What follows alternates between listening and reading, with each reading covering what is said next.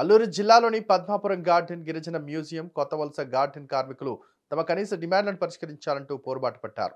ఈ సమ్మెకు ఆదివాసీ గిరిజన సంఘం, సిఐటియు నాయకులు మద్దతు తెలిపారు. ఈ సందర్భంగా గిరిజన సంఘం నాయకులు మాట్లాడుతూ కార్మికులకు ఉద్యోగ భద్రత కల్పించాలని, కనీస వేతనం 26,000 ఇవ్వాలని అన్నారు.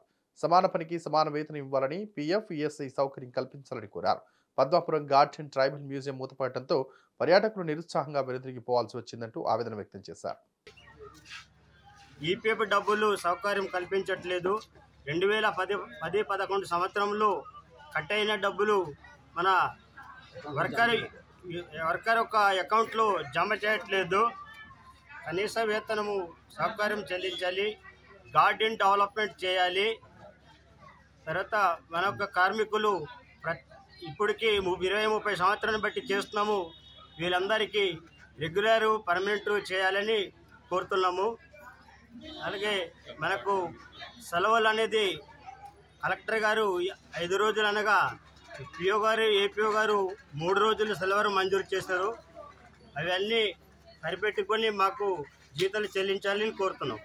అల్లూరు సీతారామరాజు జిల్లా పాడేరు ఐటీడీఏ పరిధిలో అరకువేలి, చింతపల్లి ప్రాంతాల్లో గిరిజన museum, Padmapuram garden, Kothavalasa garden, అలాగే చింతపల్లి నర్సరీలో పనిచేస్తున్నటువంటి ఐటీడీఏ కార్మికుల సమస్యలు పరిష్కారం చేయాలని చెప్పేసి సిఐటి ఆధ్వర్యంలో ఈరోజు ఒకరోజు సమ్మె జరుగుతుంది.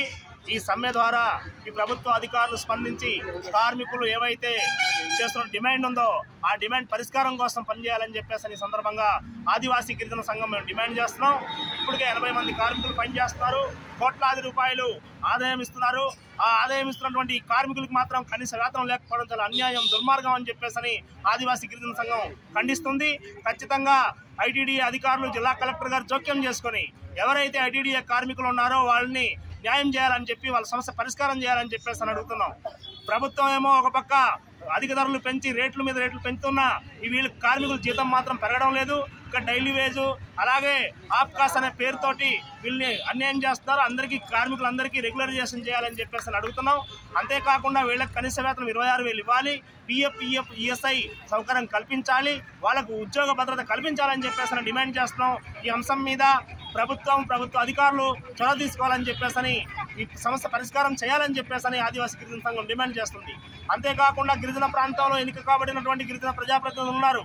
గిరిజన కార్మికులు గిరిజన ప్రాంతంలో ఆదాయం తెచ్చుకున్నటువంటి ఈ కార్మికుల్ని సమస్య పరిష్కారం కోసం గిరిజన ప్రజాప్రతినిధులు జోక్యం చేసుకోవాలి, వాళ్ళ సమస్య పరిష్కారం కోసం మాట్లాడాలని చెప్పేసి ఈ సందర్భంగా డిమాండ్ చేస్తాం. లేని పక్షంలో కార్మిక వర్గం చేస్తున్న పోరాటానికి ఆదివాసీ గిరిజన సంఘం జిల్లా వ్యాప్తంగా పోరాటాన్ని నిర్మిస్తుందని చెప్పేసి ఈ సందర్భంగా ఈ ప్రభుత్వానికి హెచ్చరిక జారీ చేస్తాం.